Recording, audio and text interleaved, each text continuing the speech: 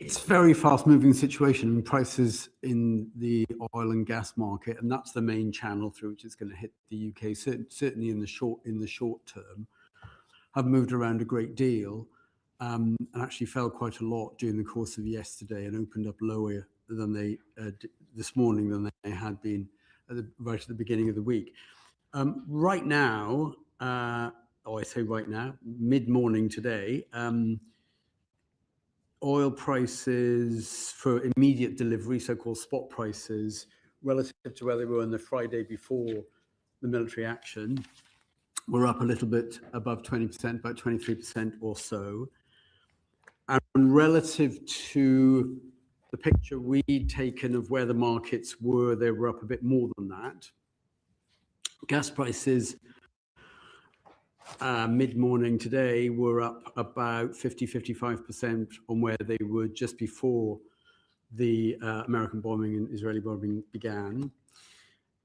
If the world stayed like that, which is very, very unlikely, but if it did, and if not just the current prices, but if you then take the futures prices, which in some sense are a prediction of where those prices might go and play out over the next year or so, if you take that, although the increase has been very substantial, the knock-on effect on the level of consumer prices in the UK remains, I mean, relatively limited.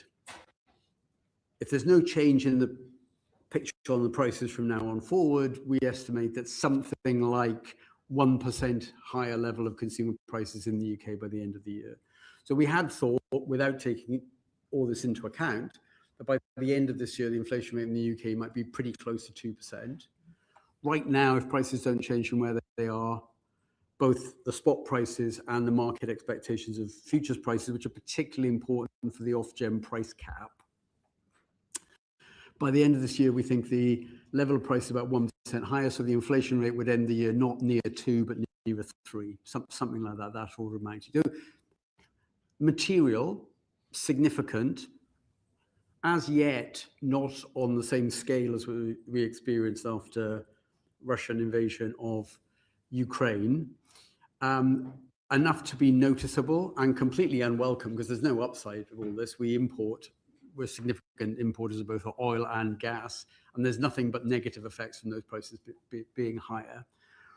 But that's kind of orders of magnitude as it looks right now. I'd have given you a different answer probably yesterday morning, and by the end of this week it could look different again. It's not clear which way we go from here. Mr. Effort. I mean, how long would that position have to be sustained? Say the prices stayed as they are at the moment, for what period? Before it started? Well, before that implication of a higher 1%.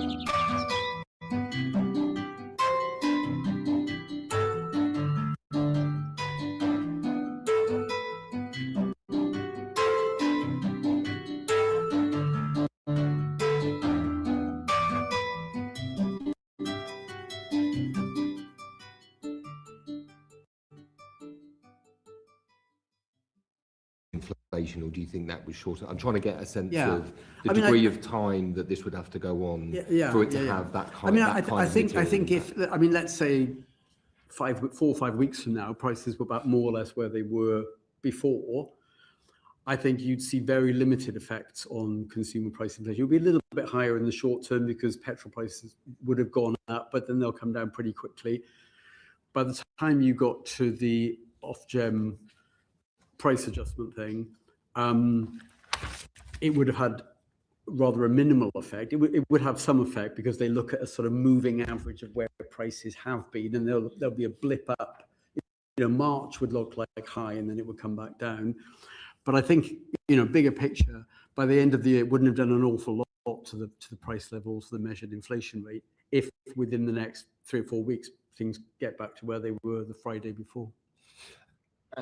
If the crisis was to be sustained for an elevated period, for a prolonged period, how concerned would you be about the affordability of the government being able to repeat a kind of energy bills scheme that we saw during the Ukraine crisis? Yeah. Well, briefly, and then maybe you could focus more on the fiscal implications, or add to what I'm going to say. I think the cost of the support package back in 2022 was very substantial, something like £50 billion. It came in various bits and pieces, but the main thing was support with household energy prices. But that was, at the moment anyway, a very much bigger increase in prices, particularly in gas prices, than we've seen at the moment. I mean, gas prices from a couple of months before the Russian invasion to a couple of months after it were up something like 500% increase in gas prices. Well, we've seen, as of this morning, something like 50% increase in gas prices. So if you wanted to think of a shock large enough that could bring forth a support package on the scale back then, you'd have to see much bigger increases in gas and oil prices. Hope that doesn't happen. But that package costs about £50 billion from beginning to end. I mean, £50 billion is a big number in a context where back in November, when we took a sort of formal pass-fail almost judgment on the fiscal targets, there was about £23 billion of so-called headroom on the central forecast. So 50 in a context where you've got, in a sense, 23 or so, is one indication of how difficult it would be to have a support package on that scale. But the price changes so far are nowhere near what they were back then. Just a couple of things to add, maybe.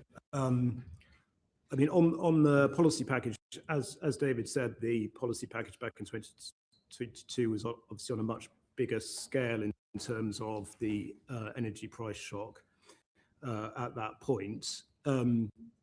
I mean, David mentioned the kind of margin against the fiscal rules. I guess it's worth highlighting that those are obviously medium-term targets, and the reason you kind of have medium-term targets is because it does allow flexibility in the short term to adjust policy in the face of shocks if government thinks that's the right thing to do on a temporary basis, and not necessarily affect your kind of medium-term fiscal forecast. But it is also the case, as I mentioned at the start, that the wider fiscal position in the UK is clearly a challenging one, and debt is at an elevated level, and markets are clearly more sensitive to movements and changes in fiscal policy that has been the case in the past. We've had borrowing at relatively elevated.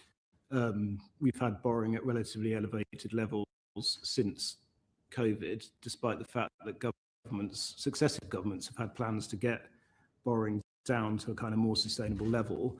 And one reason why they haven't been able to get it down to a more sustainable level is both because we keep getting hit by shocks, unfortunately, but also because governments introduce short-term policy loosening while still trying to stick to a kind of medium-term consolidation.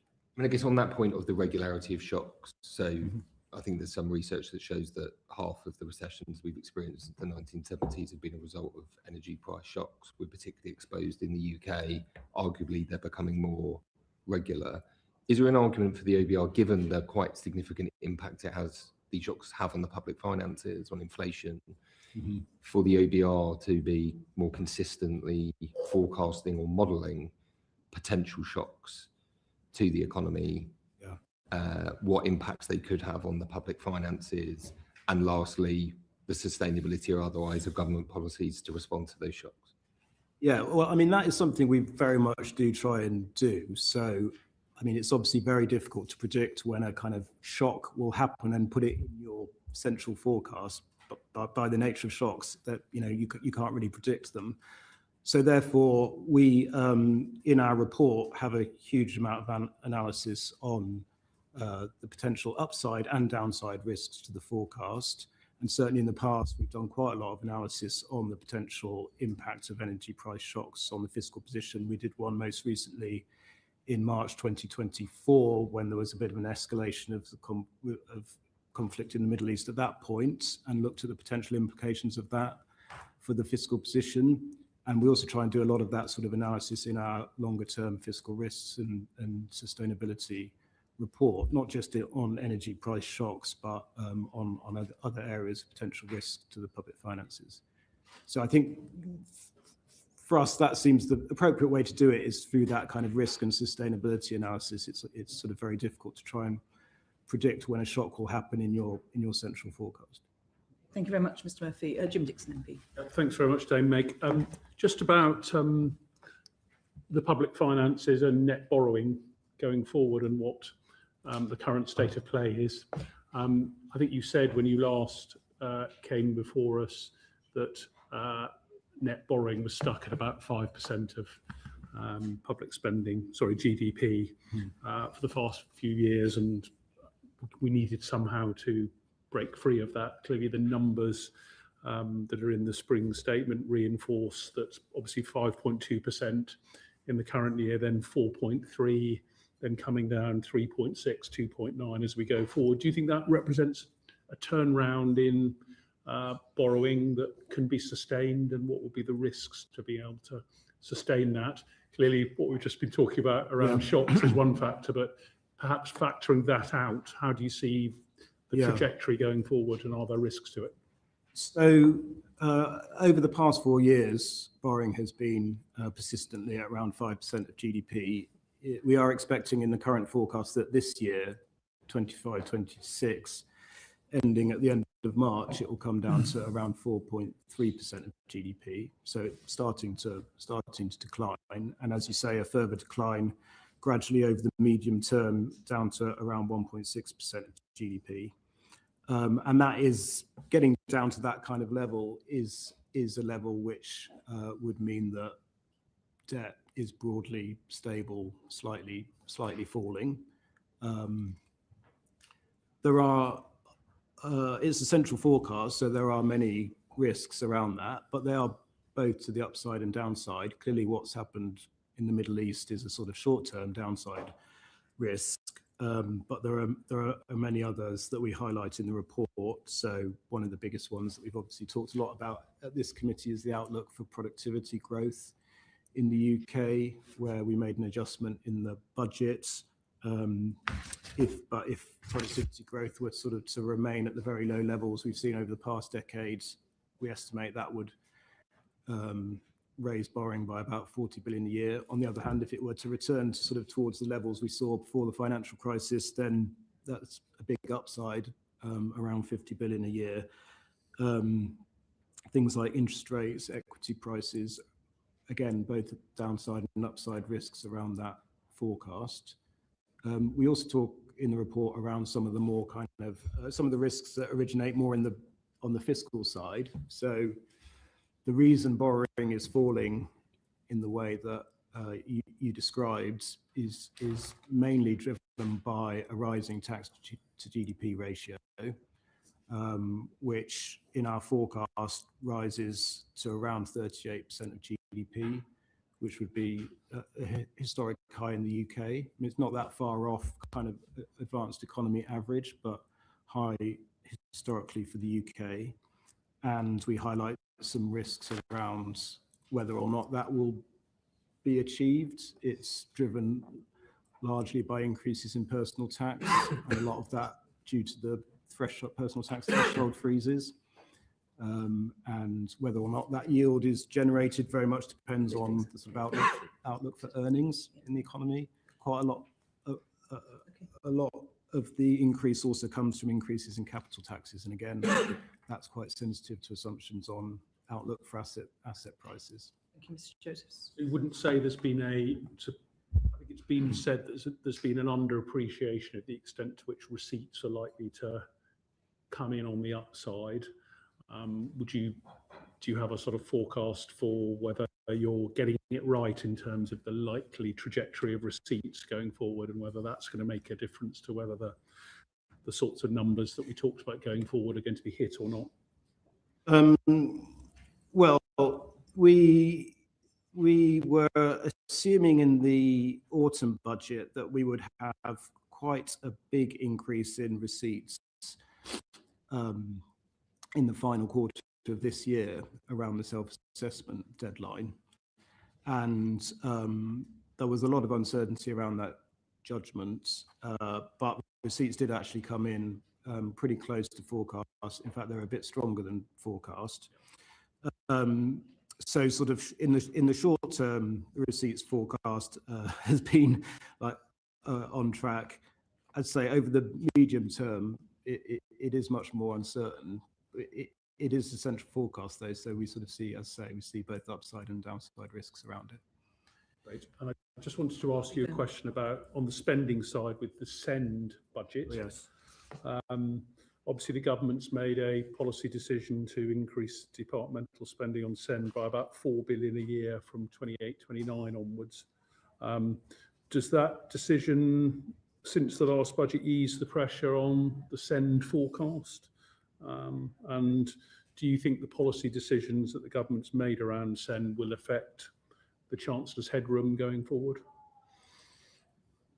So at the budget, we estimated that the pressure from SEND on departmental budgets in 28-29 was about £6 billion.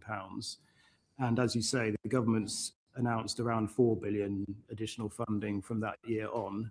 And it's also allocated some additional funding from within the Department for Education's budget that was previously unallocated. So, I mean, obviously that goes quite a way to addressing that pressure that we previously identified. I think that there's definitely still kind of risks and pressures related to SEND.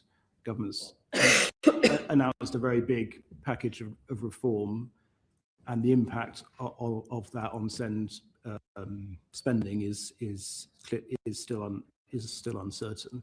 Is that something you'd be modelling going forward in order to understand whether government's made sufficient provision for SEND, particularly, for instance, on the reforms? There may be incentives for spend ahead of the reforms, as, for instance, parents try and get their children onto EHCPs, which might be more expensive, and bring spending forward. Yeah, that is possible, and that is a risk we've flagged in the report. Well, we will certainly be monitoring pretty closely that area of spending, because it has been one that has grown very rapidly over the recent past, generated a lot of financial pressure, both for local authorities and for central governments. So it will be very important that we kind of keep track of that as the reforms are implemented. Thank you very much, Mr. Dixon, and briefly from Mr. Chris Coughlin, MP. Thank you, Chair. Mr. Joseph, you rightly highlight the fiscal position and borrowing concerns. If the government's portion of borrowing related to defence spending was guaranteed through common issuance with allies, would you expect that would improve the fiscal position or have a positive impact, just given the common guarantee on the interest rate? And I think that would very much depend on the nature of any agreement that was made. So it's quite hard for us to kind of be able to model that in the absence of an agreement. We have some analysis in the report on the pressures from defence spending and the government's commitment to get to 3.5% of GDP in 2035, which is obviously a very significant commitment. Would cost about £40 billion in addition in today's money. And if the government wanted to increase spending in this spending review period to get to that target on a kind of linear path, then it would add about £6 billion to spend. You couldn't look at other examples where sovereigns are guaranteed different forms of debt. I'm just thinking, for example, Greece and Germany during the Eurozone crisis, for example, the impact on the gilt yields paid. Well, I mean, again, I think it would depend on the structure of the deal. I mean, if the UK government was still essentially underwriting any borrowing that was involved, the markets would still take that into account, when assessing UK government borrowing costs. Okay. Thank you very much, Mr. Coughlin. MP. Yes, could I ask a question about the presumptions of spending? I think the government said they want a real terms increase of 0.3% in 29-30. And if you assume that they spend on health at the average level, if they spend on send as per the proposals and they make their 3% on defence by 29-30, I think it's been calculated that that means that there'll be a 2.5% real terms cut in all other non-protected departments, a gap of about 13 billion. Am I correct in that understanding? So the analysis we have in the report looks at, those 2 years of post-spending review spending plans where the government's just set an overall assumption for total spending rather than departmental plans. And we have analysis which looks at what the implications of that would be for unprotected departments on the basis of commitments on the NHS, defence, ODA, SEND and mainstream schools. And our calculation is that would mean that for unprotected would be facing real terms cuts of 4.4%. 4.4%. And spending would have to be 13 billion higher, which I think is the number you mentioned, in order to have unprotected spending not falling in real terms. I mean, that is, in any terms, quite a challenging situation for any government in terms of the presentational reality of over 4% cut in those unprotected departments. It leads one to sort of draw the conclusion that all of these numbers are sort of loaded to get through the immediate term, but aren't very realistic. What could happen that would what would maybe the most likely scenarios, Mr. Joseph, that would change that outcome? And do you see that as realistic, given your experience in this role? I mean, going back to my previous answer, in order to achieve the fall in borrowing that the government has set out and get debt to a level that is, get debt on a kind of broadly stable path in the medium term, does require spending to be broadly stable as a share of GDP over the forecast period and tax rising. So that's kind of what you need to do to get the public finances onto a kind of sustainable path. And obviously, that will require the government to make choices when it comes to spending reviews around either some pretty tough prioritization or finding ways to drive greater efficiency in public sector spending. I think the answer that the Chief Secretary tried to give me this morning was around the value of efficiencies. Have we seen efficiencies of that scale to deal with that degree of deficit, 4.4%? I mean, we certainly have seen times in the past when governments have been able to reduce public spending through a combination, I'd say, of prioritization and efficiency savings. But I mean, it's certainly challenging. We move on to look at growth. Between your forecast in late November and last week, for this year, I believe it went from 1.4% to 1.1%. Could you explain to the committee what was the main drivers of that, please? Professor Miles. I think partly as a response to the data we've actually seen over the last 3 or 4 months since the November budget, which has been disappointing in terms of economic activity, and GDP has not been growing as firmly as we thought might happen back at the time of the budget. It's also the case that the labour market looks like it's cooled a lot more quickly, and unemployment's gone up more than we thought. And the sort of forward-looking indicators of business confidence, investment intentions remain pretty weak. The view we've taken is that this weakness then rolls out through much of this year. We've taken a view that it's more likely than not a reflection of a build-up of spare capacity in the UK than it is a permanent erosion of productive potential of the UK.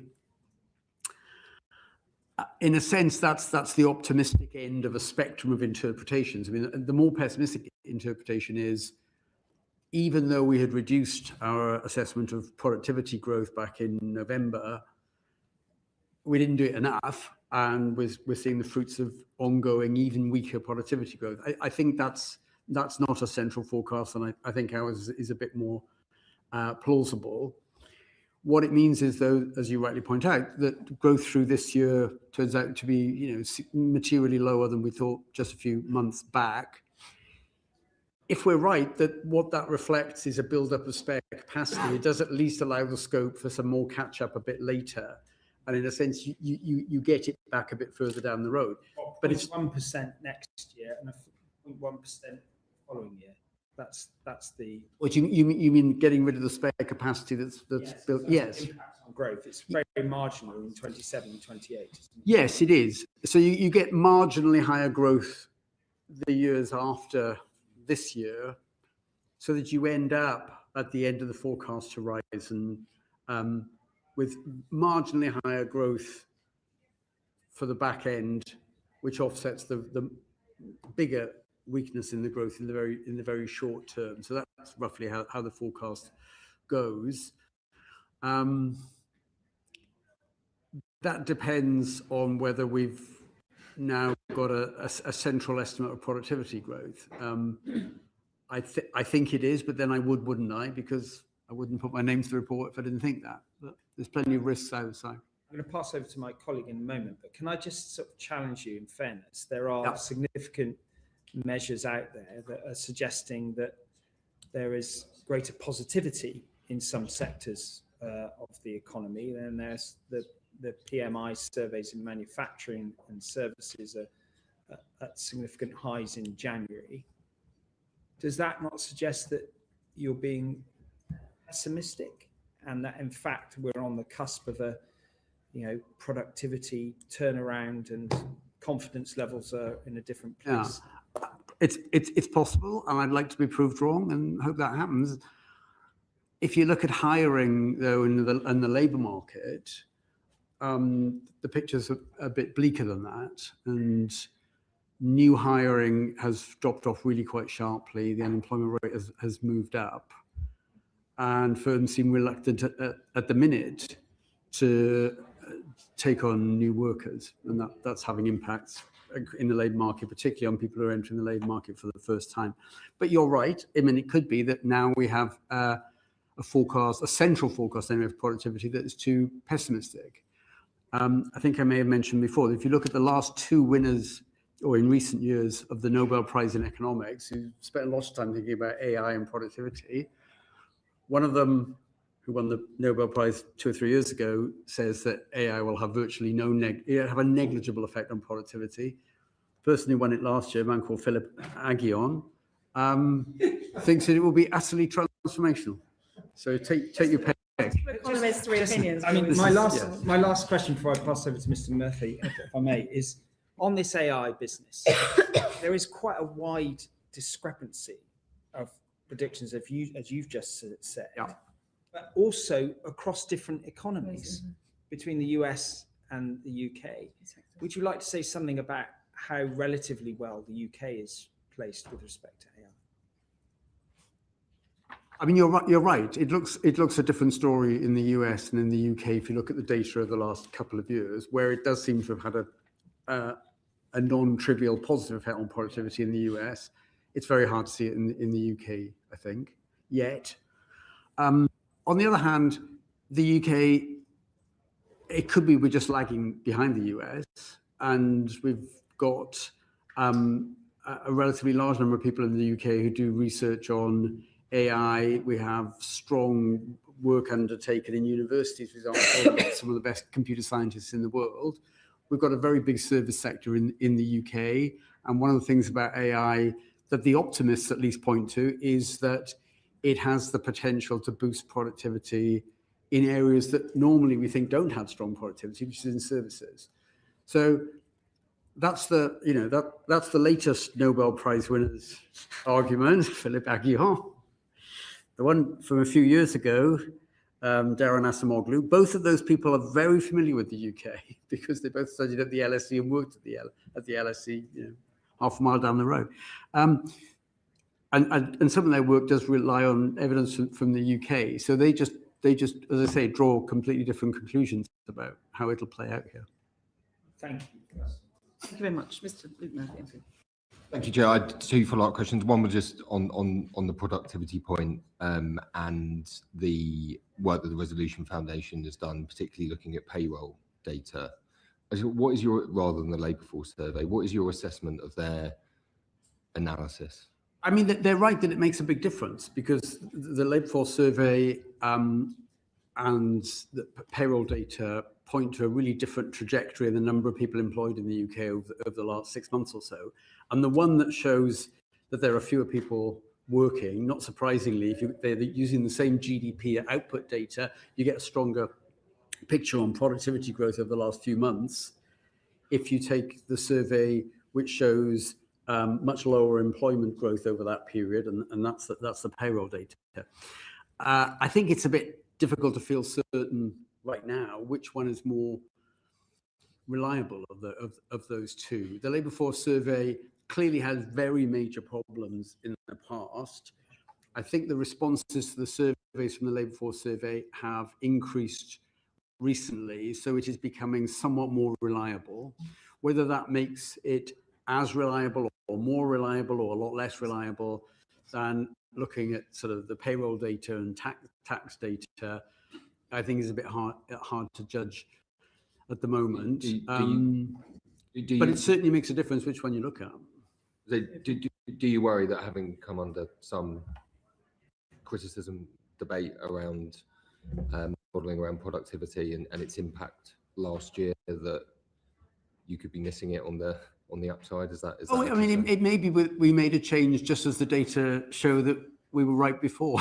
We just got the timing a bit wrong. I'd actually be, I mean, I genuinely would be pleased if that was true. I've got kids who are, you know, trying to enter the labour market right now. I'd love it to be the case that productivity went up a lot.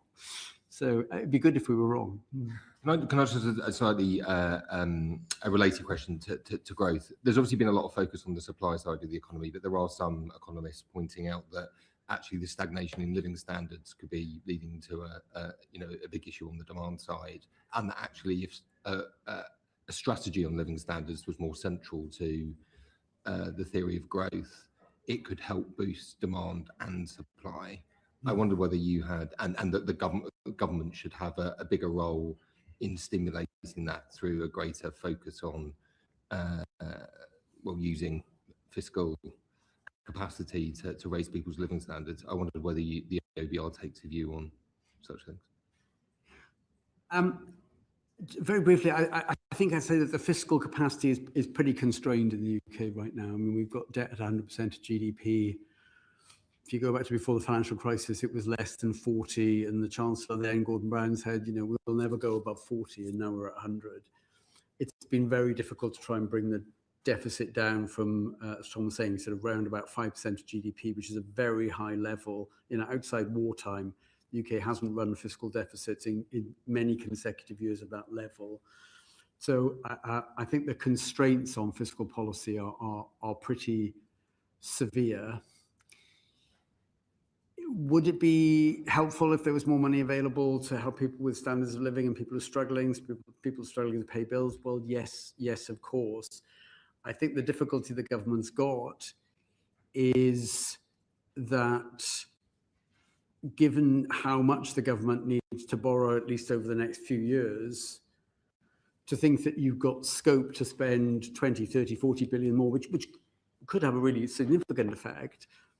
The risk of doing that is that the view amongst the people who you have to persuade to buy the UK government bonds is, well, they're not serious about getting back to a position of fiscal sustainability.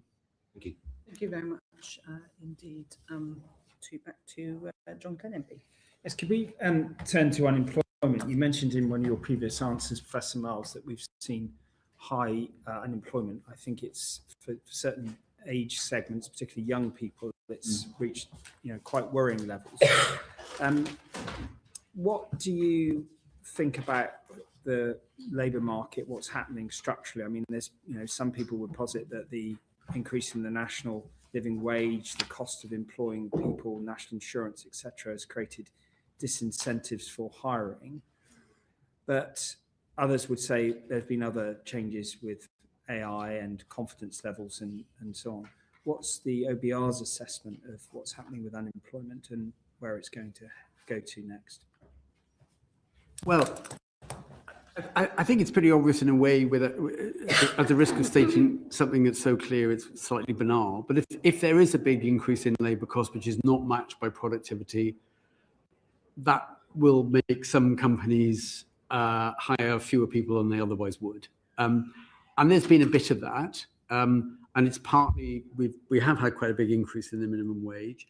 Wage settlements more generally, not just people who are at the lower end of the income distribution, but just generally been running at 5.5% for a while now. That's stronger growth than measured productivity growth. So in a sense, there has been an increase in the cost of employing people relative to the extra output companies get from employing people. And it's hard to see that as anything other than a sort of constraining factor on levels of employment. We have taken account explicitly of the movements in national insurance contributions paid by employers, and that's been in the forecast ever since that policy was introduced. You had it as decreasing labour supply by 50,000 in I think it was something like that. So not transformational, not a disaster, but clearly not welcome in a world in which unemployment has been going up. I mean, you're right, absolutely right, about the incidence of unemployment is not equally spread across all groups, and unemployment has become particularly high for young people, and youth unemployment is now at much higher levels than we've seen in the past. There may be a knock-on effect there from the rather substantial increases in minimum wages. Well, that you don't get the same productivity on a younger part of the workforce, but they're obliged to be paid the same amount as everyone else. Essentially, yes. How big a factor that is in isolation from other factors, and you mentioned AI, where I think it is difficult to work out whether companies are substituting away from workers to, in a sense, computers. And that's a technological thing that may not be much affected by minimum wages or wages running a little bit ahead of productivity. It's just that you've got a new technology that turns out to be a substitute for labour more than a complement. By substitute complement, what I mean is that there is one view, again, it's the optimistic view on AI, that actually what it does is it doesn't substitute for people, but it increases the productivity of people. So you get no hit to employment, you get higher wages because people are just more productive. That's an optimistic view what AI does. The more pessimistic view is, well, it's more a substitute than a complement to labour. Yeah. One interpretation of the sort of weakening labour market is that, well, the more pessimistic view, the substitute view, gets a bit of support from what's happening in the labour market. I think, frankly, it's a bit too early to tell. Sorry, I just want to sort of try and hone in on this, because you've acknowledged that youth unemployment is disproportionate to other levels of unemployment. It seems to have increased more than general unemployment. Yeah. But trying to understand that, what's what we're trying to get to, a better understanding of what's driving that. You've had a bit of a discussion about a number of factors. What would be the answer you would give, the official answer from the OBR, in terms of why there are more young people now unemployed? Well, my own view is one significant factor there is that if companies decide that they probably need no growth in the labour force, or maybe a slightly smaller labour force than they thought before, the natural way, the first move you would make is you'd stop hiring new people, rather than making some people redundant and at the same time hiring some new people. And since the biggest effect of what you might call a freezing in hiring is going to be on people who are joining the labour force for the first time, they're the ones that by definition have to be new hires somewhere. it's maybe not so surprising that you get a disproportionate impact when the market goes through a period of suddenly hiring. Desired levels of employment don't grow very much. Companies then don't hire new people, and that's automatically, almost in the short run, disproportionate effect on the young entering the labour force. I think that's probably my favourite number one explanation of what's going on right now. But you also touched on young people not being as productive. But were you saying that, or I mean, because different sectors, youth may be actually even inexperienced, could be more productive because of physical energy, health, factors like that. Well, there is a kind of related issue about, and it's a kind of foggy picture where you could just see bits of a jigsaw at the minute. I mean, there is, I think, as we're all aware, if you look at the health of the UK population, the adult population, there are, on various measures, there are more people who are in poorer health now, and it's affecting their ability to work. And the big increase there has come amongst young people. Okay, so it's mental health. Yeah, mental health. Yeah, exactly. Yeah, mental health. Yeah. We can perhaps we'll get more into this, Mr. Bobby Dean. Yeah, just to probe a little bit further on the youth unemployment bit before I move on. It wasn't just the cost of the labour going up in ordinary terms, in terms of the taxes going up and the minimum wage going up. Yeah. There's also the threshold change, which particularly affected any business that employed a high number of people on low wages. Is that correct? So hospitality and retail being two examples of that. Because of the way the threshold changed, the business decisions might change for them in terms of how many people they want to hire. Because the cost impact. Yes. So I mean, one way of putting it might be if your workforce is predominantly well above the minimum wage, and they're not sort of new young people coming into the labour force who are relatively lowly paid, one of your responses to, for example, increases in taxes and national insurance and all that, is that you can try and offset it with slightly lower wage settlements, or even ask people to take small wage cuts. I mean, you obviously can't do that if your workforce is overwhelmingly at the minimum wage, because that's the minimum wage. Yeah. And so I guess what I'm putting to you is, do you think a potential effect on youth unemployment has been because this particular change to employment national insurance hits those industries that tend to employ young people in their first jobs? Yes, I think there is something in that. I agree with you. Okay, thank you. I'm going to move on to immigration. Okay, you just Harriet Baldwin. Sorry. Yes, just while we're on the subject of unemployment, if I may, Chair, a question for Mr. Josephs, because I remember you scored the planning reforms as being a boost to the economy. Have you scored the Employment Rights Act at all in your work?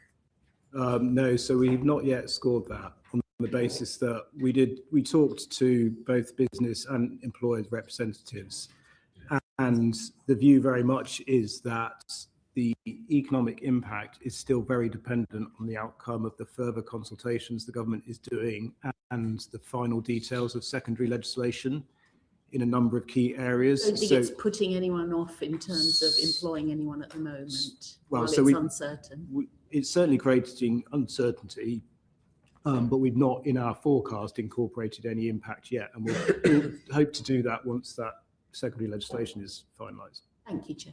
Professor Miles, just before we move off unemployment, we've seen the challenges in the youth unemployment sector. We've had some interesting evidence, but you were saying that in response to Mr. Glenn, that the overlap of health and young people is an issue. It's not just the older population that's got health. I think so. And you're talking about mental health. If, for example, extra money were being put into mental, you score that, would you then look at the productivity of that generation differently, obviously over time? I think to the extent that it looked plausible that it would have an impact on the worryingly large number of people who at the moment are not in employment or looking for employment because of self-reported and mental health issues. And if it looked likely that you could help a lot of those people back into the labour force, then yes, I mean, that could be persuasive enough that we'd say, well, yes, there'll be more people employed and people be brought into, you know, the productive labour force, and that would have a positive impact on output. To be clear, so young people in work, you were talking about the productivity being less. Can you just be clear about the relationship between that and mental health? Because I think I want to make sure we haven't misinterpreted. Yes, I think on the mental health issue, I was talking more about people who were outside the labour market and were not looking for work because of mental health issues, really. So young people being less productive is because they have less experience in many sectors rather than health. Well, I think it's inevitable, and particularly if you look at very young people who are looking for work at, you know, 17, 18, 19 years of age. I mean, they're unlikely to be at the start of their working life as productive as someone who's, you know, 10, 15 years into the job. And that seems natural, you know, almost any industry, I think. Except perhaps possibly where physical health maybe make an impact. But... Yeah, maybe. Okay, well, I think probably too much to get into it in this moment. I'm going to pass through to Bobby Dean, pick up on immigration issues, Mr. Green. Yeah, thank you, Chair. The OBR has lowered its forecast for net inward migration between now and 2030. Firstly, I also read that there was a methodological change. So how much of that change is real versus just the way that you're counting? And then secondly, if it is true that more people are leaving the UK, what assessment have you made of that in terms of the fiscal impact? We made the change in our forecast about levels of net immigration into the future, really on the back of the Office for National Statistics, changing its methodology and how it's measured, how many British people have been leaving the UK on average each year since COVID, so the last 5 years or so. And the ONS decided that a better measure now is more consistent actually with the pattern of net emigration of Brits in the many years leading up to COVID. So they lowered their estimate.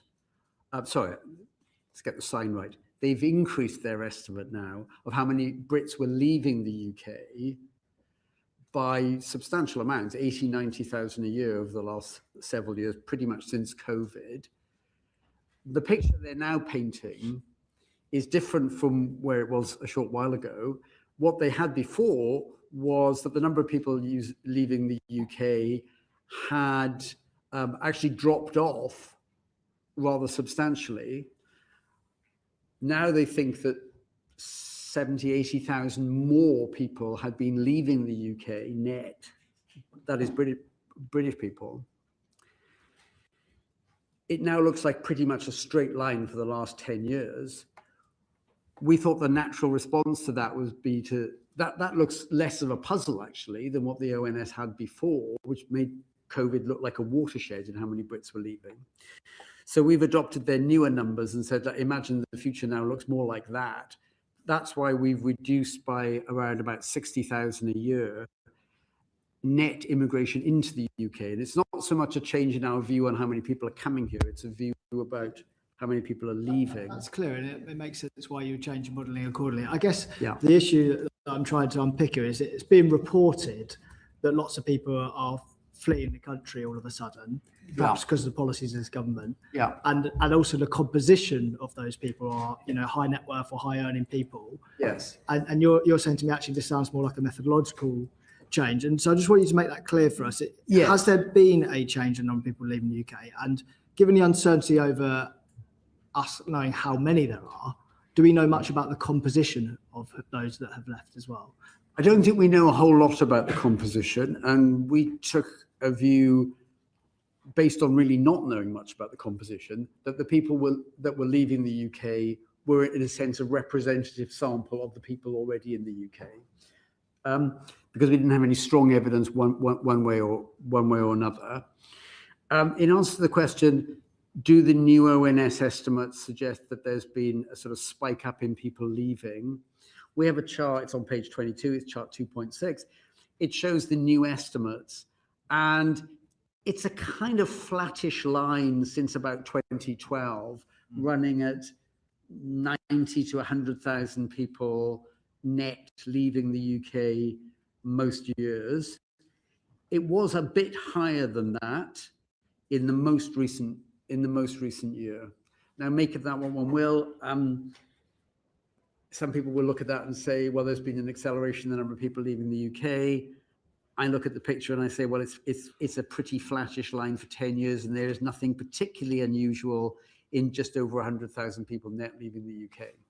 So you also said that you make the assumption it's going to be a representative sample. Yeah. Is that because you've got data in the past that shows that that is generally true if you look back far enough? Because people will wonder whether people are more likely to move overseas at retirement or work during working lives or when they have families and so on. Is that composition, broadly speaking, correct, or what's that based on? I think there is some evidence, but I'd like to go off and check this, and it's worth my doing so, that there are somewhat more younger people leaving in the most recent couple of years than was true in the past, where it might have been disproportionately older people, and maybe a higher portion of people who were in retirement looking to live somewhere else after they'd finished work. If it's the case that there is a bit of evidence that it's more younger people, I think the assumption that the population of people leaving the UK is rather representative of the UK population, that would be consistent with it being more younger people leaving now, and that's what we assume, that they are, as I say, representative. Thank you. And if we talk about people coming the other way, people entering the country, is it true that people are, broadly speaking, similarly skilled to the UK, but as an age profile generally younger? Is that correct? They are certainly younger than the UK population. Yes, that's true, and that's one of the reasons why the participation rate in employment is a bit higher if you take people coming into the country than the population that's already here. In terms of wages and qualifications and such, I think there's a big spread amongst the people arriving in the country. I mean, some in recent years have been working in relatively low-paid sectors. A smaller proportion are very highly paid people.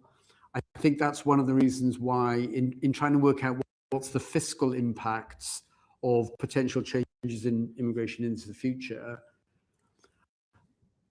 it matters the type of people who are coming every bit as much as the raw number.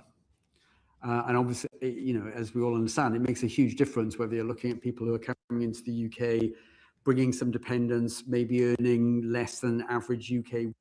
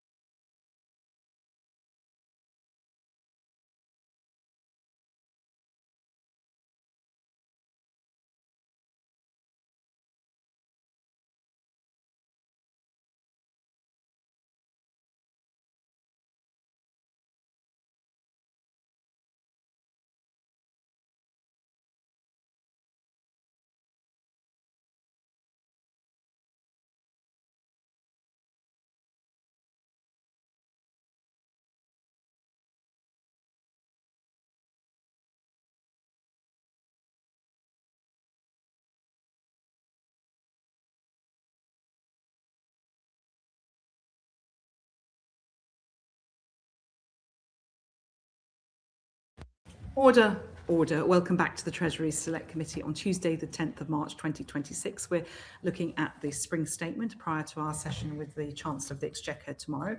And we're delighted to welcome a panel of expert economists to discuss various aspects of the spring statement and the state of the British economy.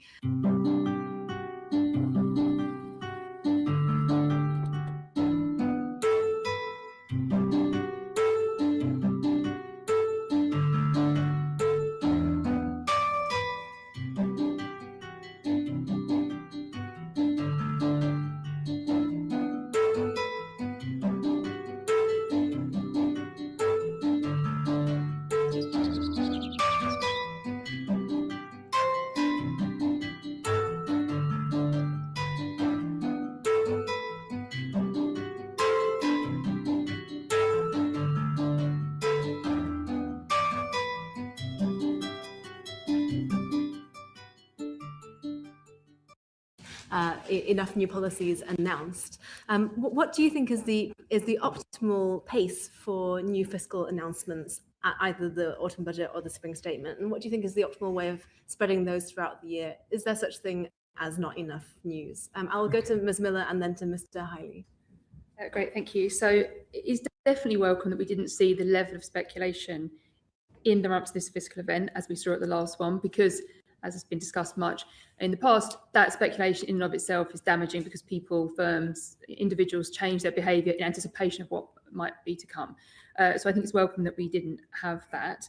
I'm not sure there is an optimal, I mean, we can make different cases for different setups. I think my personal view is there is a case for a second forecast. I think it is good for public debate, for scrutiny, that there is information about the state of the public finances. I think it's a little bit odd that the second statement comes just 3 months after the main fiscal event. I think that's a hangover from the old days where there was a pre-budget report in the autumn and then a budget in the spring. The kind of events got switched, but the timing didn't switch. So I think you could more easily make a case for a second forecast that was maybe at the 6-month point in the middle of the year, or maybe even closer to the budget as a kind of here's a first look at the forecast, let's all debate it, then have the forecast. So I think one could adjust the timing and move it further away from the budget. But I think the fact that there was a second event that wasn't a big event, in some sense, you always want to hold out for something extraordinary could happen that means that you want a second fiscal event of some sort. That's always a possibility, obviously. We've become accustomed in recent years to lots of big fiscal events. They don't need to be all big. So I think the fact that this was one that didn't have lots of news in it, although I note there were some policy changes between the last event and this one, the fact there weren't lots of changes, in my mind, doesn't mean that event was a failure. I think we should be okay with the idea that we get information that we can use, and that then we wait for the next event. Thank you. Ms. Young. And Mr. Hiley, anything to add? So I completely agree with everything Helen said. I think the specific dilemma that we've seen in previous years was the government rushing forward policy changes to try and hit changes in the OBR forecast. I think we didn't see that this time. I think that was really welcome. I think it's partly because of the way the OBR forecast moved. But I think that that dynamic, not having that dynamic driving policy making in quite that way is really positive this time round. Totally agree about the timing of the two forecasts in the year. I think we've said in the past that if we can't get out of this dynamic of the government chasing its forecasts with kind of rushed policy making, then you have to look again at whether two forecasts is the right choice. But I agree with Helen that kind of having they don't need to be big events, these forecasts, but there are real benefits in terms of transparency. Mr. Hiley, would you agree with the Chancellor that there should be a higher bar for there to be more fiscal announcements in the spring, i.e. that we should try to be aiming for one big set of announcements in terms of policy changes a year, in terms of stability, or do you think actually it doesn't make much of a difference how many events there are? I think a single main fiscal event in the year where most of the policy making is done, I think that makes particular sense on tax policy changes. It's not about not making any changes outside of those fiscal events. The government has to be able to respond to events. But I think concentrating in that way is a really sensible way of being able to see kind of fiscal policy across the piece and understand which direction the government's taking and to be able to coordinate across an agenda. And how does the number of events and forecasts we have compare to other countries? Do we have more, fewer, about the right amount, would you say?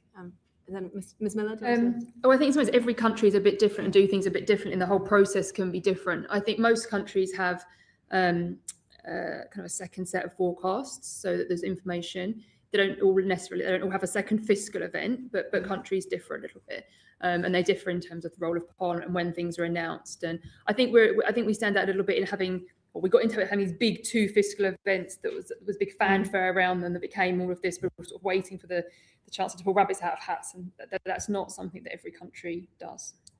Thank you. Thank you very much, Ms. Yang. Luke Murphy, MP. Dr. Sen, I wanted to focusing particularly on the impact of the Iran war. Could you set out your view on what the current impact is on both oil and gas, and which one is more affected? Yeah, I'm happy to. Thank you for having me. Obviously, I'm sure most of you are aware the war, what that has led to is effectively a closure of the Strait of Hormuz, even though officially it is not shut. Just for kind of context, that's about 20% of the world's oil flows and gas flows. That kind of passed through it. So LNG and oil, both impacted. Asia is far more impacted. About 90% of Asian crude imports pass through the strait. And it's not just crude oil, it's a lot of oil products, so the diesel and the jet kerosene and gasoline that we consume. LPG, cooking fuel, that's a huge part of what goes through that as well. So overall, if you're looking at numbers, it's about 15 million barrels per day of crude oil, about 5 million barrels per day for products, LPG, and gas between Qatar and UAE is about 85 million tons equivalent. So it's about a fifth, call it, for pretty much all of these kind of big commodities. The UK in particular, the good news is it actually doesn't import any crude oil. That's good, but jet kerosene is a big part. 36% of jet kerosene does come through the strait because it does import a fair amount of that from the region. There's a few other products here and there, but still 10% or less, so not too worried about that. LNG is about 4% of kind of what goes through the strait. But still, I think what I would highlight is that what has happened, and this is something everybody in the industry has feared for 40 plus years, and now that it is here, my struggle here right now is that I don't think the industry quite knows how to handle it. We are currently looking at north of 6 or almost 7 million barrels per day of outright production shut-ins. If I just go back to when the Russia invaded Ukraine, and I remember, we were getting questions similarly, Russia's exports are about 4.5 million barrels per day. So what we've shut in today is going towards doubling of that, just for context. And 15 million barrels per day in terms of the crude oil that moves. Yes, there are some diversions, but we are talking about similar levels to what during the peak of COVID we needed to reduce when demand fell. Similar, it was about 20 million barrels per day. So I just wanted to give that context around how big it is in terms of the stranded elements when it comes to oil and gas and what is stranded right now. There, of course, isn't an end in sight as we see it right now. We are assuming this can continue at least this week. It could be longer than that as well. Of course, it depends on both sides. High energy prices is a pain point for the US government for sure. And I think you can see maybe the US coming out with slightly narrower objectives now with what they actually want the end game to be. And maybe that allows the conflict to end a little bit earlier. The trouble, of course, is that even if there were to be a ceasefire, what does the new normal look like? We don't think that's going to be the old status quo because shipping, we can go into that if there's questions, but war insurance, like no shipper just wants to go through it, right? What if there are these sporadic attacks? So bottom line is it is extremely inflationary and we are going to see that. Obviously for Europe, gas matters more in terms of the electricity. For the oil side of things, yes. Looking for premium living in a green township? Introducing Eden at Wave City. 3-side open 3 BHK and 3 BHK plus study homes with park-facing views. Located in a pre-certified platinum-rated green township with seamless connectivity to NH24. Starting at 1.48 crore rupees plus. Flexible 40-40-20 payment plan. Call 1800-102-3957 and book your site visit today. Come out and said, not an outright ban, but they've already told refiners, please don't export products, keep it for ourselves. This is a huge thing. China is a massive exporter of products. India is a big exporter of products. And we all in Europe, we buy diesel, jet fuel, naphtha from these countries. So again, the pass-through for the end consumer is going to come through that oil products markets. So essentially you're saying there are medium to long-term impacts, regardless of, even if this were to end tomorrow, that we now would need to factor in, although we don't necessarily know what all those implications are. Is that fair? I think I'd go with the latter, which is we just don't know what it looks like. I would not assume that just if it were to end tomorrow, we just go back to what we were, say, end of February. I think there will be a lot of caution. And again, I go back to security of supply will become so paramount, especially when you've got, China, India, Korea, Japan together, about 70% of their imports come from the Straits of Hormuz. So suddenly they're going to look at this and say, okay, we need alternatives. We need to look at our own security of supply very differently. And they will all take measures which just mean that you're going to have a bit more of hoarding potentially from Asia that has implications for what's going on over here. And like I said, we just don't know how long this will take to kind of go back to quote unquote normalcy, where shippers can rest assured that there are not going to be any attacks on any of the vessels or on infrastructure. As we are sitting right now, there are attacks on energy infrastructure in GCC countries going on right now. Refineries are shutting down, etc. So yeah. Beyond oil, do you have a view on the kind of broader basket of products that we're going to see kind of inflationary impacts in? I think someone talked about fertilizer. Yeah, so gas, but I think that's what I'm saying. I think gas probably has a more immediate impact, and we've already seen in some of these countries, fertilizer costs. I mean, obviously gas is a huge input to it. A lot of countries in Asia, they've already said to the fertilizer companies, you can't use gas because everybody's going to prioritize consumers. And power industry, like industry generally is getting the hit and saying they're being told, do not use gas. So potentially, again, depends on what alternative sources they have to burn. Could be green energy, but could be even going back to liquids. The other thing we are kind of going through and doing the work now is the second order effects. Look at Taiwan, for instance, the chip manufacturers, gas is their biggest source of power in terms of the generation fuel, right?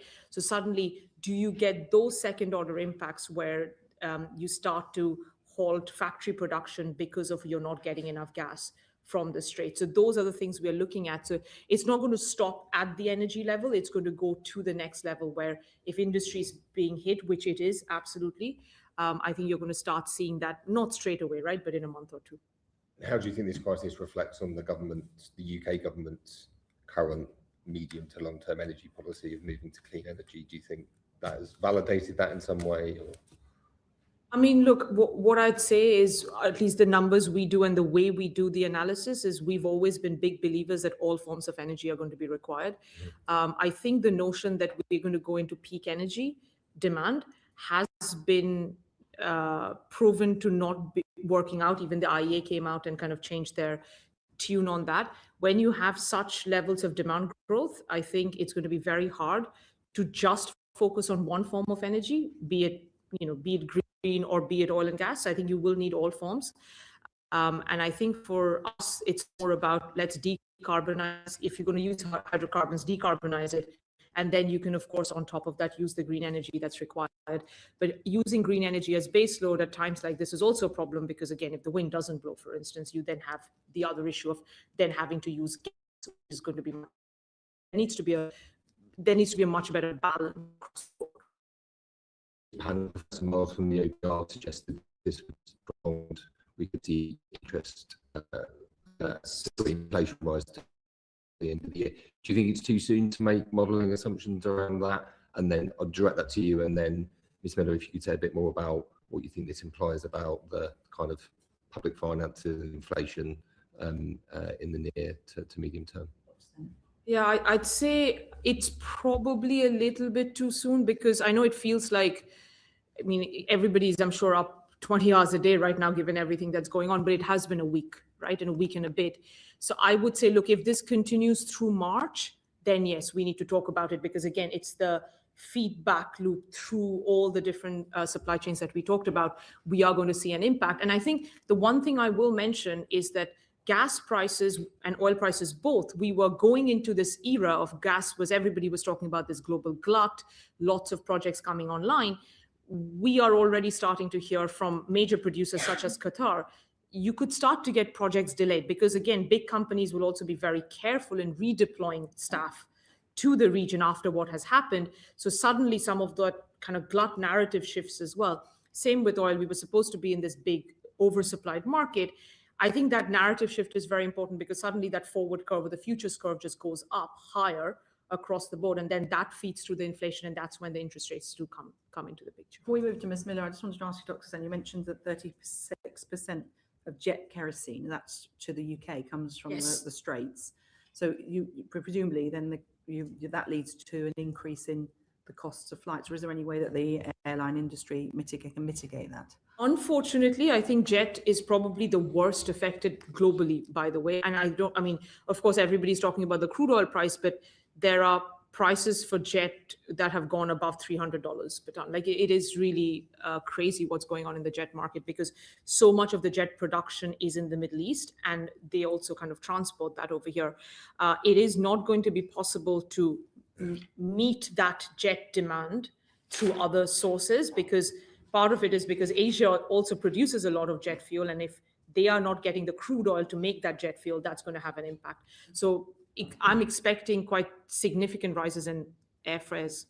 So you think it will go straight through to airfares, and realistically, I mean, people will be planning their holidays now for the summer. Some will have already booked them. So that could potentially have an impact on airlines' business model, because they've already been prepaid at a lower rate. Yes, I mean, some of the airlines also hedge. So I think that if they've done that, that would have helped them a little bit. But in general, we absolutely should be expecting higher airfares for at least the next couple of months. Thank you very much indeed. Helen Miller, picking up on Mr. Murphy's question. Sure. So, I mean, I think it's unambiguously bad news for living standards in the UK and for public finances. I mean, there's no upside to any of this. No one knows yet how bad the bad news is, because it really is going to depend on how prolonged the conflict is and how high inflation goes.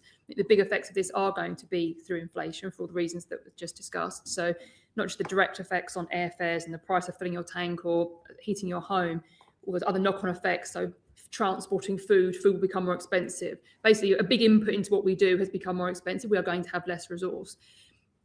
Just picking up on the sort of public finances angle of that.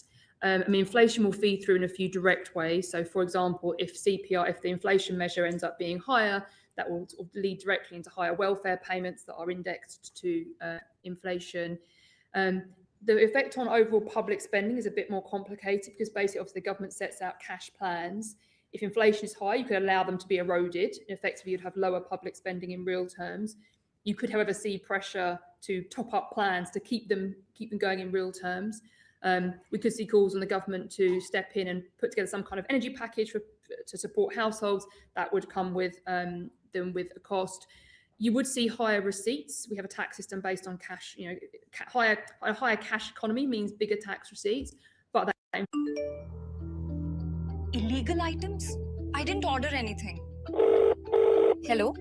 Madam, a parcel has been received in your name with illegal items. Your account will be frozen unless you pay 1.5 lakh rupees immediately. Wait a minute. Customs don't send payment links. I won't click without verifying first. Smart decision. Fake customs scams trap you with fear and urgency. Customs या police कभी call, message या QR code से पैसा नहीं मांगती. Illegal parcel या FIR cancel का पैसा मांगना स्कैम है. डिटेल्स हमेशा ऑफिशियल वेबसाइट पर वेरीफाई करें. फ्रॉड रिपोर्ट करने के लिए 1930 पे कॉल करें या www.cybercrime.gov.in विजिट करें. स्कैम से लड़ना है तो बोल्ड बनो, अलर्ट रहो, क्योंकि हौसला ऑन तो scam gone. Than it was 4 years ago, and if not, what more do we need to do to change that?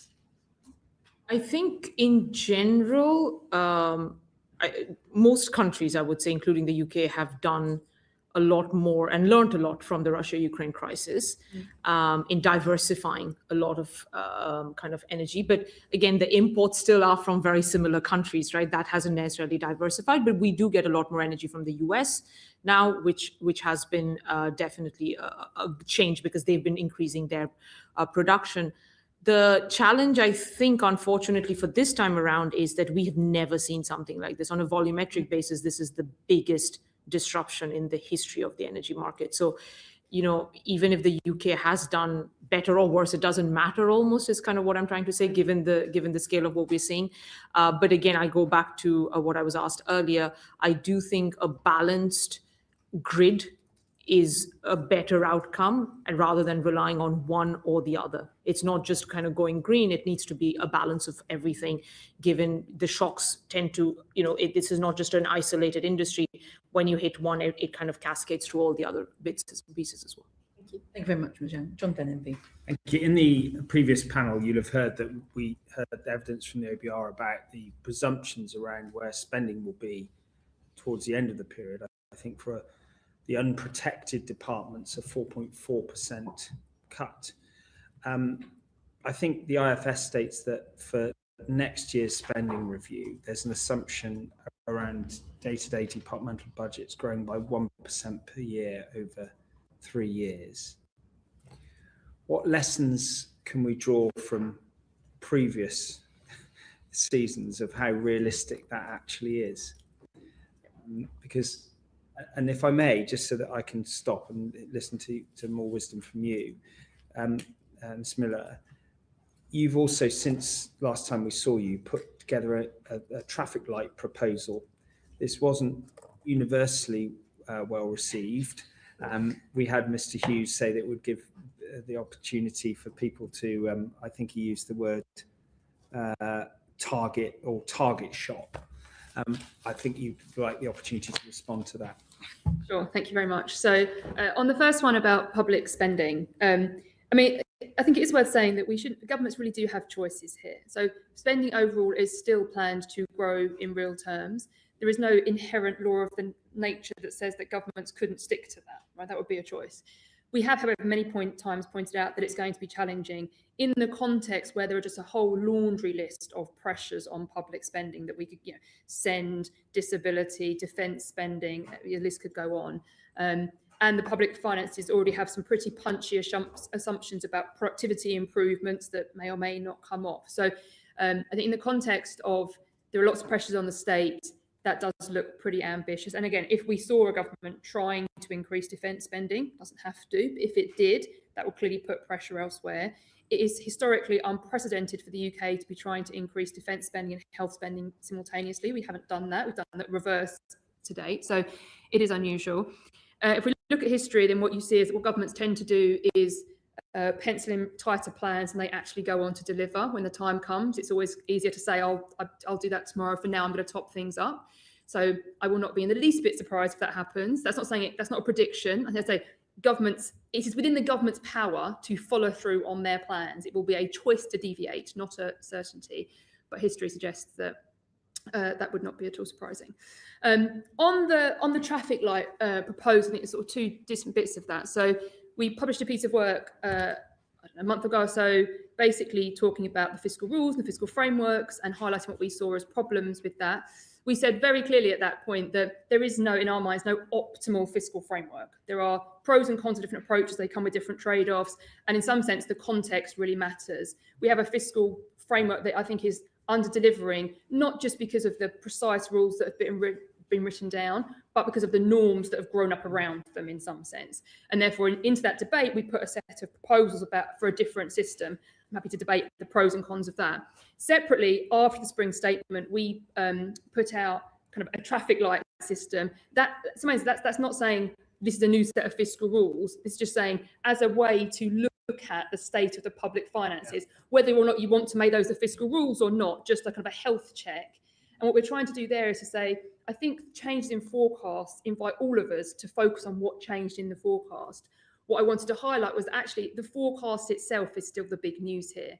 And the changes are small relative to the underlying story, which is that debt is high, borrowing is high, the interest costs are high, the current public finances are vulnerable. And to tie back to your original question, they do look better. The traffic lights go greener at the end of the forecast if you think the government is going to deliver on its plan to get borrowing down very, very starkly. If we didn't see that, then you'd have a set of traffic lights in our version that were still, there's lots of reds and dark oranges there. So we were really trying to display to try and move the debate beyond the just, have we got any headroom, yes or no, to that broader picture of the health of the public finances and sort of remind people that actually we still are in a pretty difficult position.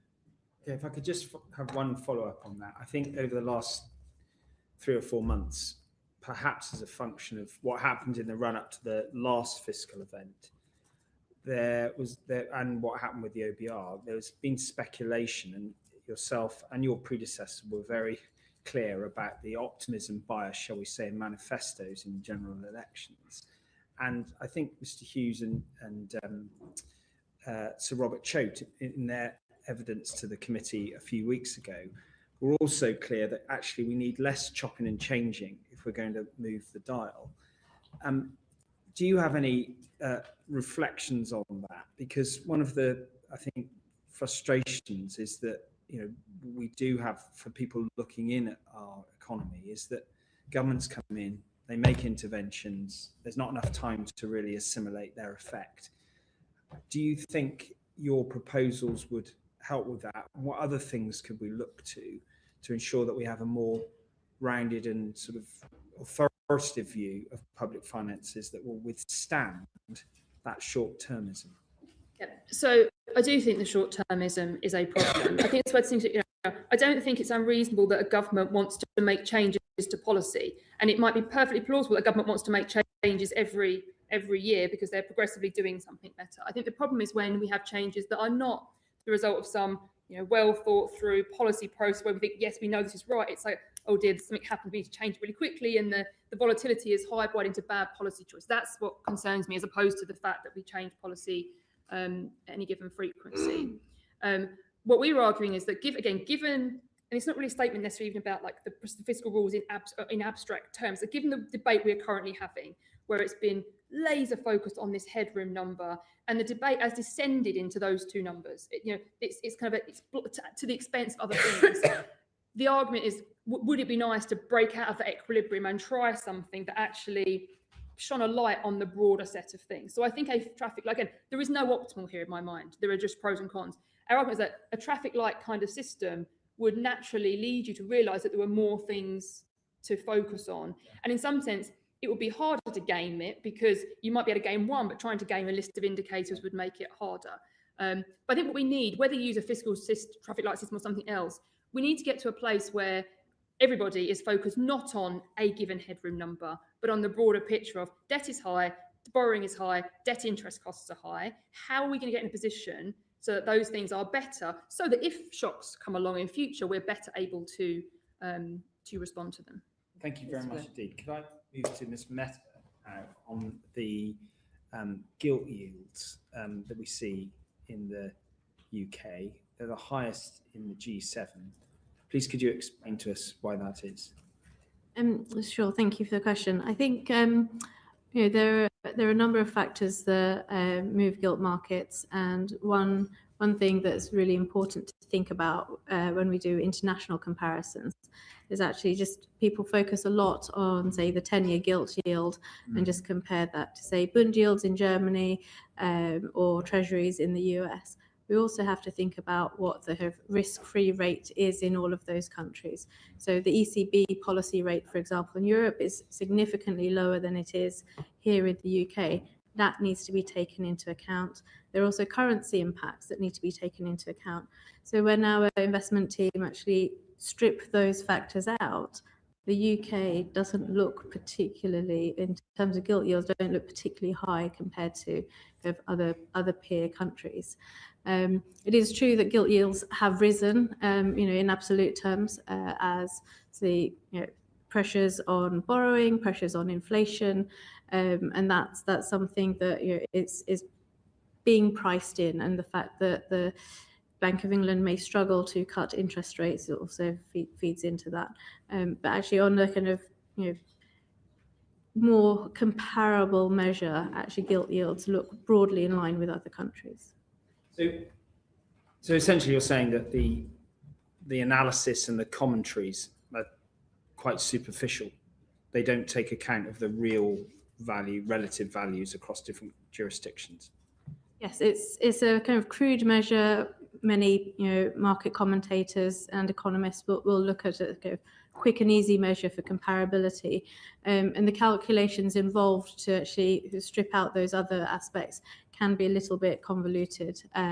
But yeah, it's an exercise certainly worth doing if you want to have a more credible look at the of what's considered the inherent kind of issuer risk. So do we think the UK government risk as an issuer is more significant than that of another country? Thank you. I may just move to Mr. Hale and talk about the effect of the... Mr. Hale, I'm so sorry. Could I ask about the dynamic?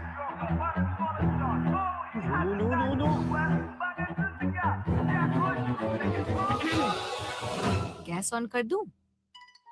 Presenting India's first Android chimney from Beyond Appliances. YouTube serials, movies, sports. Ab cooking ke saath entertainment bhi. Beyond Appliances, engineered to delight.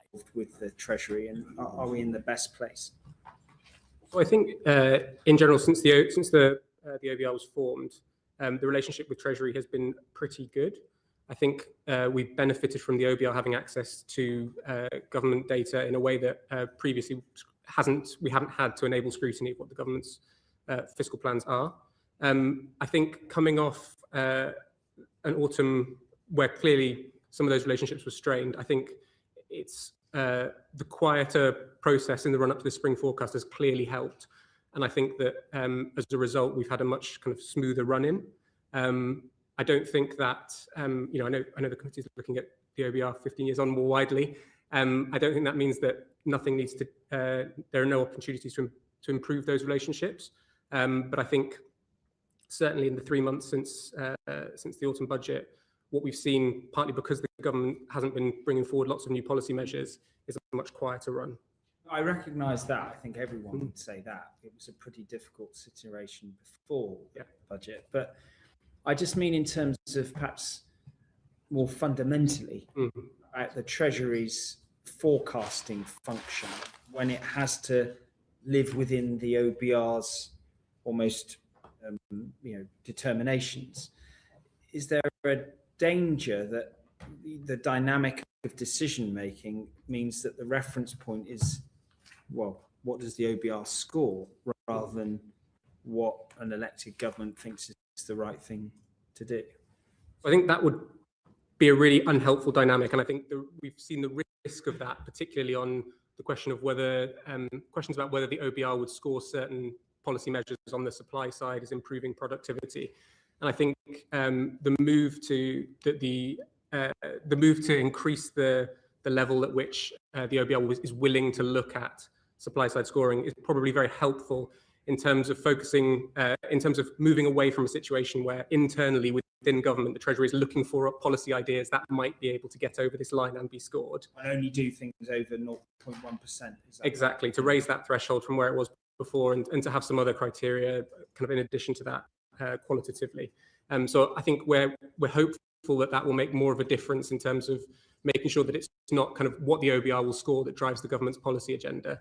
There's also room within the Charter for Budget Responsibility and in general for the Treasury to disagree with OBR judgments and to set out why they think that's the case. And I don't think it's, so I think in general, the OBR isn't kind of in the position of driving government policy. It's a set of government choices, and therefore the government can choose to diverge or even at the limit change how the system works, frankly, if they don't think it's delivering what they want from it. Mr. Bobby Dean. Yeah, thank you. We were talking about unemployment in the previous session, and I think there are still some question marks over how cyclical we think maybe this problem is. So typically we would see maybe a spike in taxation or living wage or something that will come out in the wash over time, but it feels like it might be stickier this time, not just because of the effects of AI, but also because of the cumulative impact of all of these changes and how it's particularly affected young people in particular. Ms. Mayor, I don't know if you want to comment on that, whether or not you think we could be seeing a structural change to the labour market because of the series of changes that we've seen by this government. I do think that on balance there is likely to be a structural element to the unemployment. So I think the upward revisions in the near term from the OBR, broadly I'd agree with. The unemployment rate is already close to those levels anyway at 5.2, near the OBR's peak. The risk for me is that the decline in unemployment is much slower. Part of that is I think the structural weakness of productivity growth. I know obviously the OBR did take down their assumptions last time. I still think they are, albeit more realistic in my personal opinion, they are still at the more optimistic end. I'd put we don't do point forecast, but I'd put my estimation closer to the downside scenario that the OBR had. So that's a structural element. See, there have been a number of policy changes, whether it's regarding the national living wage or the taxation element that was discussed earlier as well. It's very difficult to kind of disentangle the cause from the correlation, but there's definitely been an incidence where those sectors exposed and the demographics of younger people being exposed to the tax changes, or the sectors that employ lower income employees have seen the bigger changes in terms of payroll employment.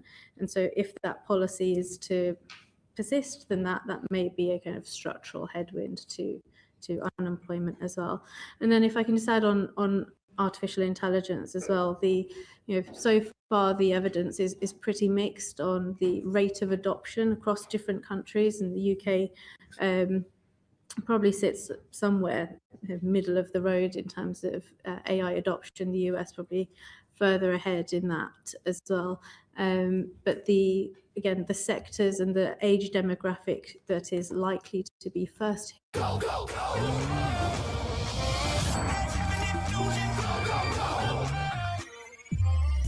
Wake up to the thunder, feel the power rise. Steel in your palm, fire in your eyes. No fear in the moment, no pause in the chase when the world moves. Introducing Motorola Edge 70 Fusion. Capture beyond the ordinary. Market. It sounds like we might already be beyond that point, and it also might persist for longer.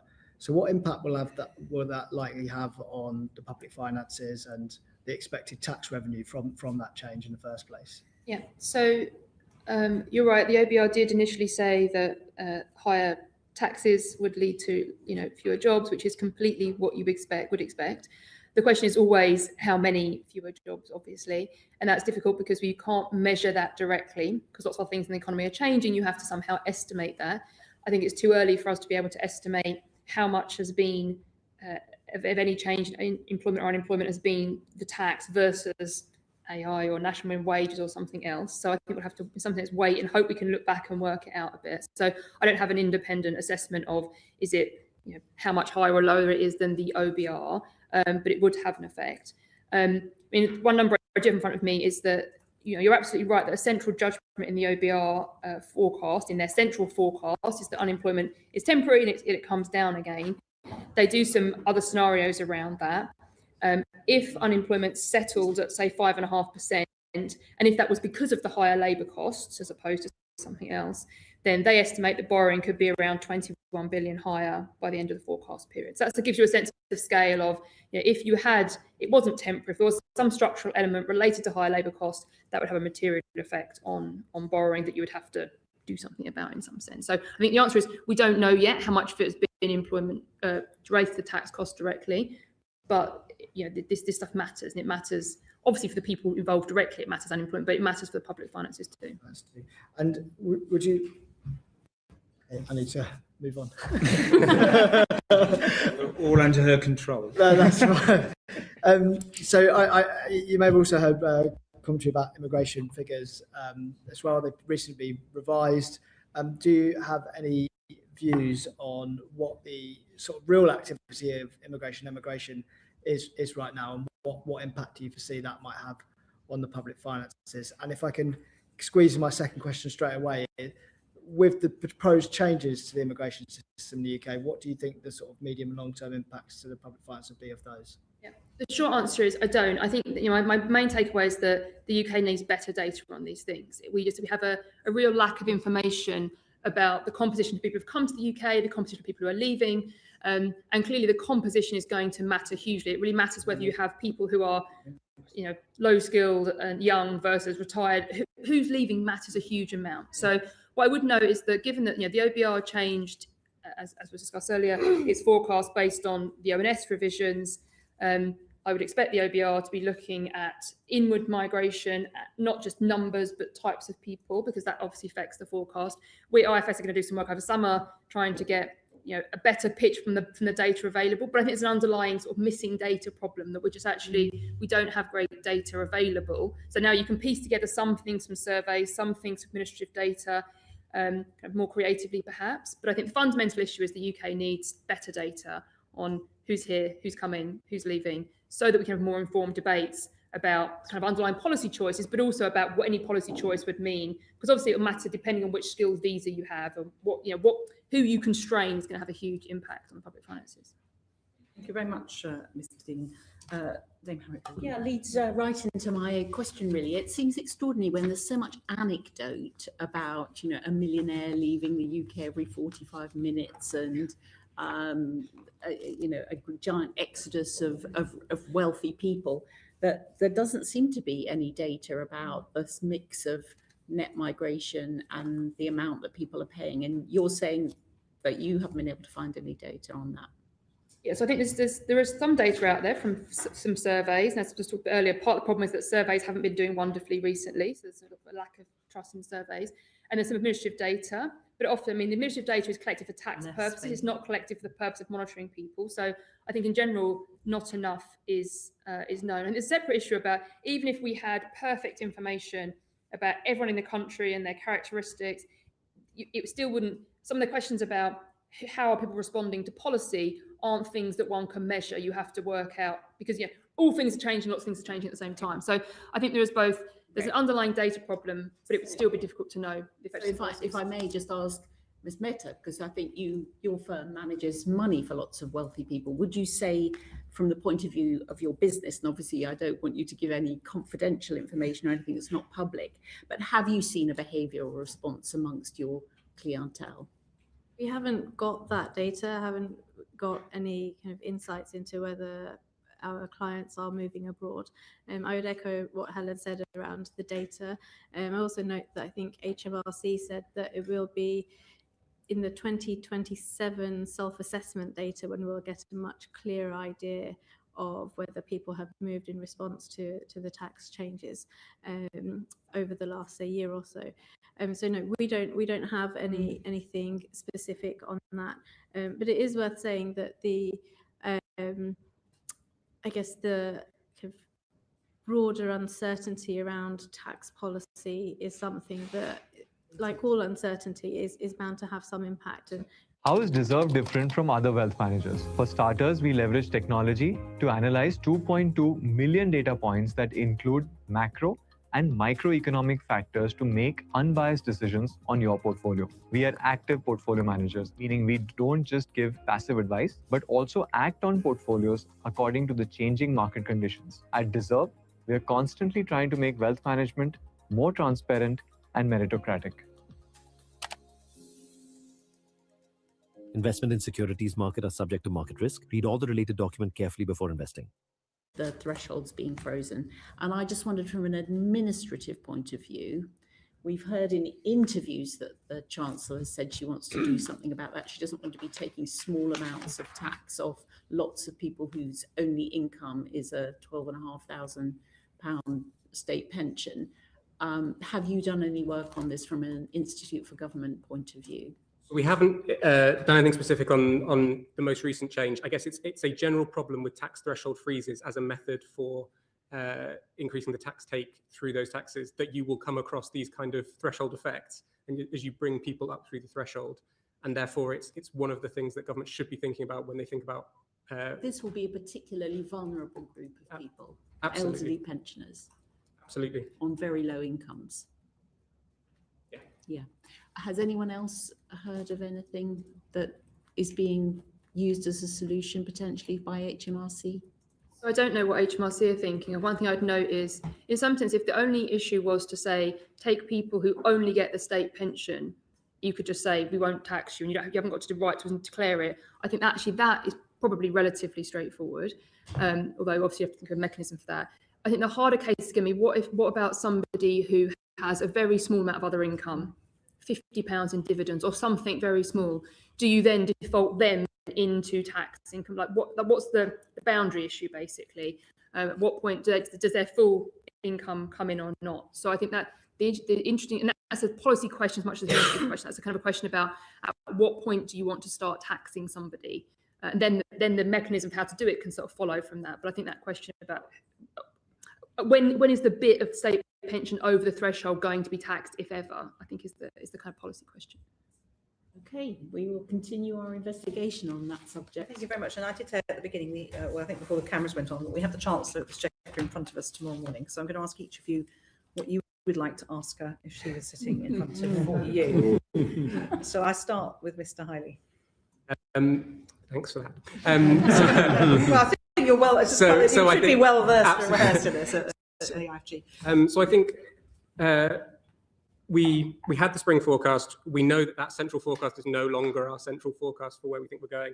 I think there's a question for the Chancellor about structuring the short, medium and long-term government policy in terms of thinking about what are the decisions that need to happen now versus where are the areas where you can improve policy design on what happened last time. So there's a question about if this is the similar size of shock to previously, and we've had that discussion a bit already, but there's also a question of how the policy response can be changed and improved. So I think it's at that threshold of kind of what are the short, medium, long-term ways you think through that. I'm sure that's very much on her mind. But thank you for that. Helen Miller. So I was trying to think of a question that wasn't entirely obvious in the sense that, partly there's obviously questions about state public finances and does she still think she's got the right plan after the Middle East? But in some sense, a more specific question would be, that I would genuinely like to know the answer to, is to what extent does she feel like the gaps in data are holding back her decision making actually are the things that she wishes she knew that would make her better able to make policy? And then I would suggest that it's within her power to direct a bit of resource in that direction, whether that's about immigration. To make all economists in the room happy.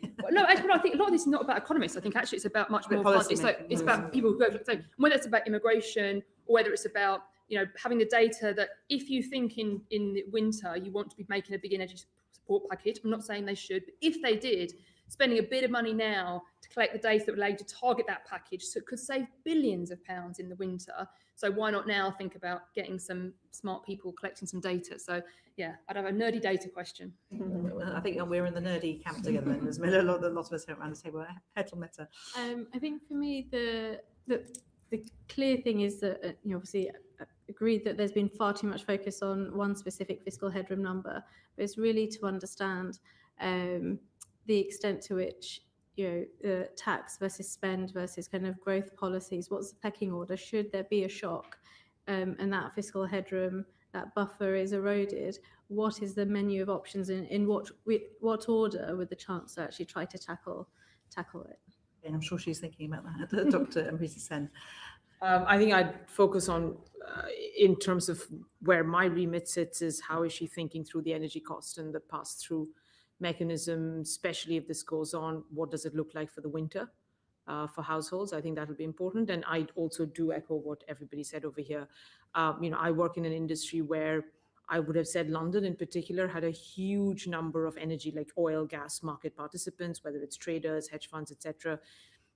Talking to pretty much all of them, they are in the Middle East somewhere these days, right? So it's happening. Data would be very, very crucial to that, because otherwise, how do you make the measurement about, okay, are we actually net gaining or losing from these tax changes?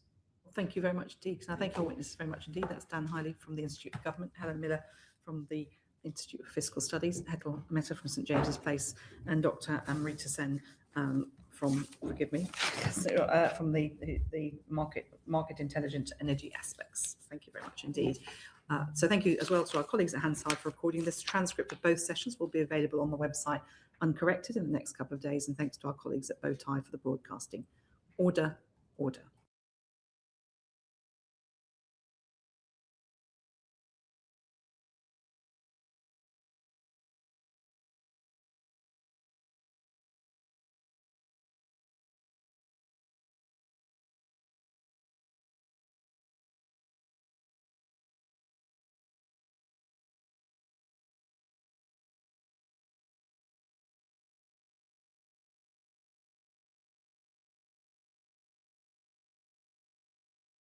you.